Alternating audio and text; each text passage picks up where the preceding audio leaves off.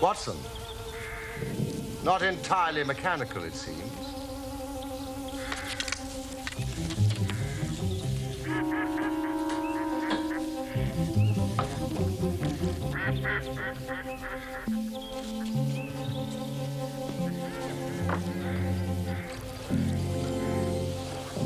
Fudge.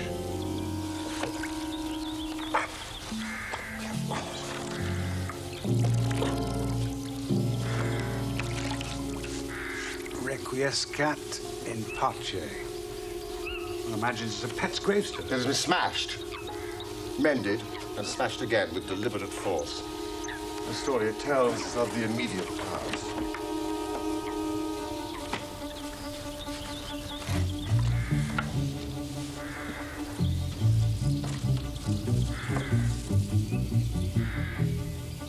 Watson. The remnants of a dog's collar. Fudge. Hey, you! Has any servant been dismissed from the house in the last month? No, sir. Then it's as I thought. Fudge. Lady Brackenstall's pet dog, let us imagine, dies. It may not be too fanciful to suggest that their poor unfortunate creature was literally killed. Killed? For what reason? Reason, I suggest, hardly entered into it. It was done in a fit of insane rage. By whom? By a drunken, sadistic ruffian. One of the murderers? No, Watson. The lady's husband. The last of the Brackenstalls. Brackenstall? Consider it. No one but a member of the household could vandalize a gravestone and have remained in place. Why should Brackenstall entertain such an obsession about a pet animal that he will forbid any remembrance of it? You saw the marks, of course, on the lady's arm. Yes, I was surprised that they did not interest you more. There were stab wounds made by a long needle or a hat pin. This lady has been living in fear of her physical safety, Watson.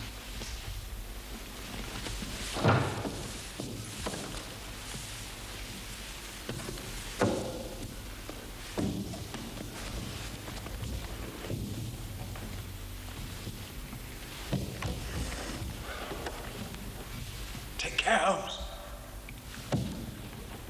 Watson, we have got our case. How nearly have I made the blunder of a lifetime? But now the chain is almost complete. You've got your men. Man, Watson. Man. Only one. What a remarkable person. Strong as a lion, active as a squirrel, dexterous with his fingers, and finally, remarkably quick-witted. Ah, Lady Brackenstall. I do not wish to cause you any unnecessary trouble. My one desire is to make things easier for you. I am convinced that you are a much-tried woman.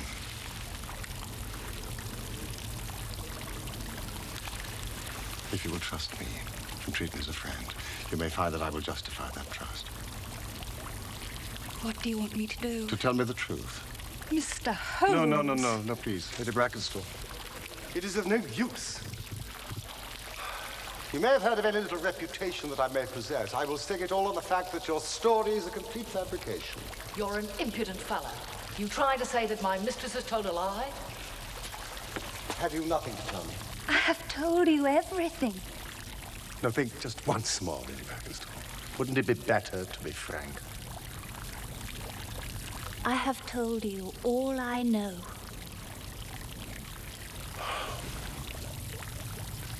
I am sorry.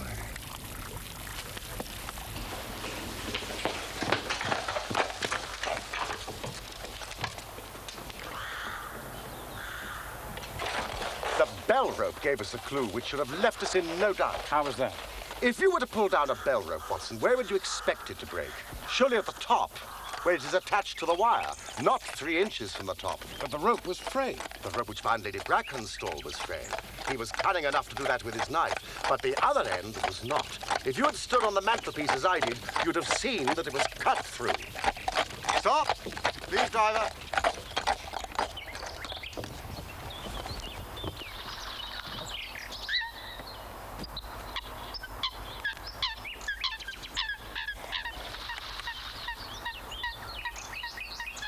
Watson. That log has not moved since early this morning. Or perhaps it's snagged on something.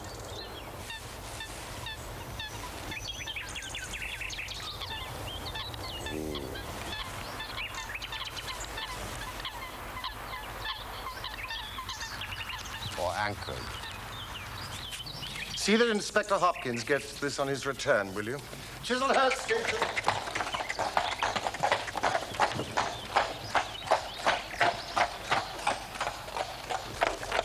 Where to now, Holmes? The shipping office of the Southern Cross Line. Yes, of course. The Southern Cross Line is the principal passenger carrier between Adelaide and London.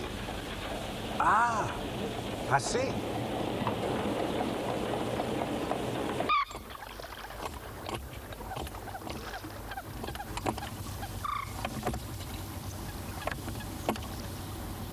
In May of that year, only one of ours reached the home port. Our flagship, the Rock of Gibraltar. I'll have the passenger list sent up.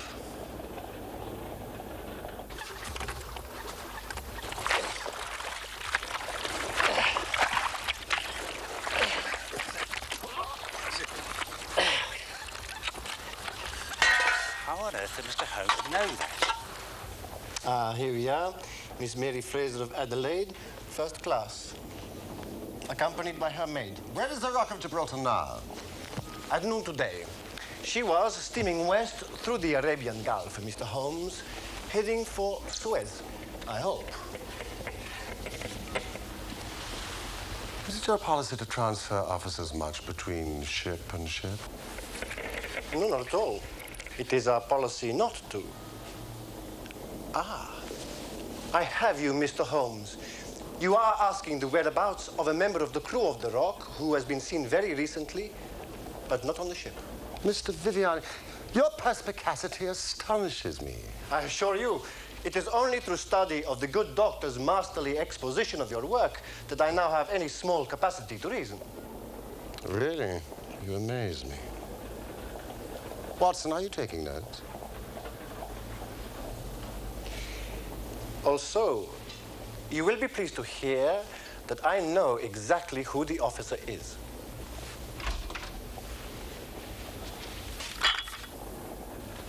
Ah, excellent.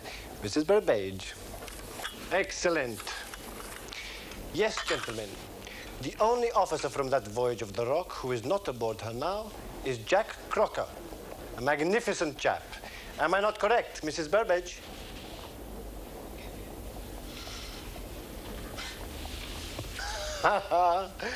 Crocker has the defect. He's a delightful fellow. Handsome as a prince.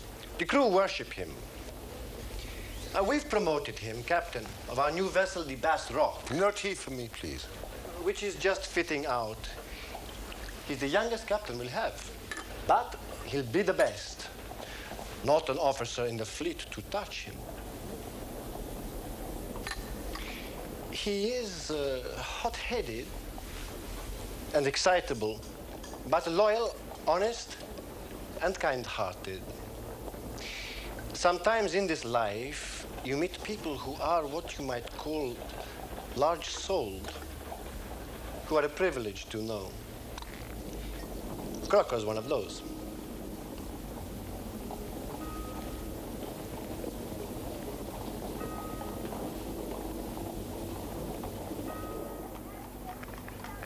Once or twice in my career. I feel I've done more real harm by my discovery of the criminal than ever he had done by his crime. But I've learned caution now. And I'd rather play tricks with the Lord than with my own conscience.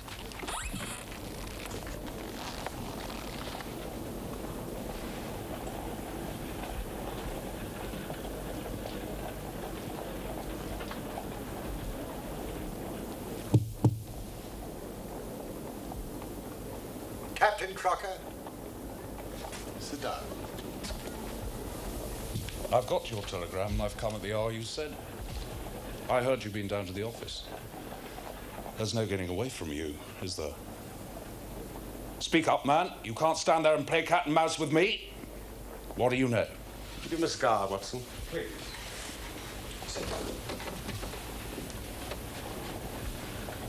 Bite on that, Captain Crocker.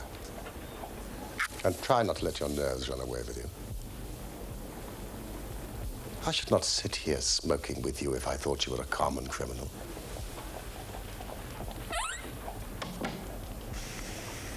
Tell me, what did you use to secure the silver to the floating log? I guess it was fishing gut from the gun room, but I was not present at its recovery. Am I right? What do you want? Justice. For whom? No, we are not partisan. We just want to see justice done, that is all.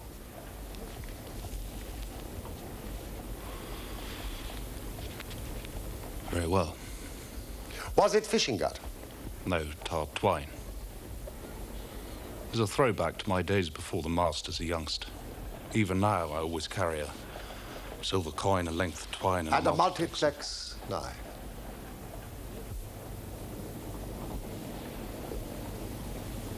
How the devil do you know that?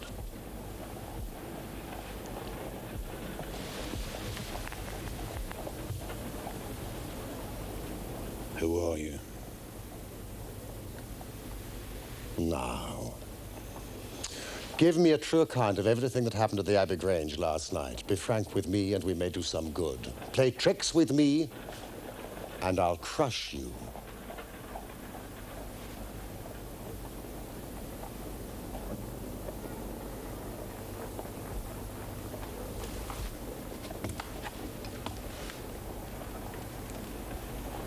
Johnson. Well, one thing I'll say first. I regret nothing, I fear nothing, and I'd do it all again if I had to be proud of the job. Damn the man. But that's my side of things, only my side. When I think of Mary, sweet Mary Fraser, when I think of getting her into this bloody business, it's that turns my soul to water.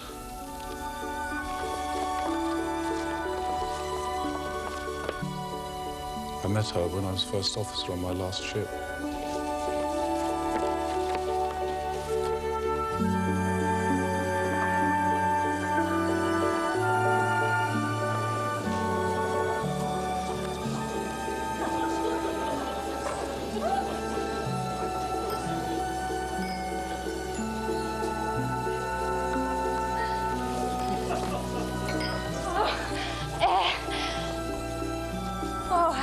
Mr. Crocker.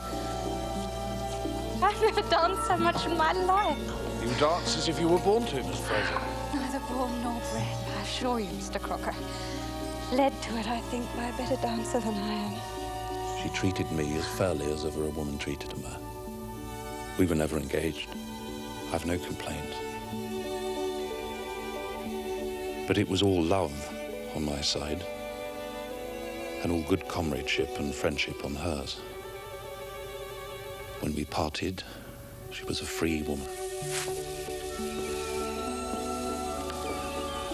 But I could never again be a free man.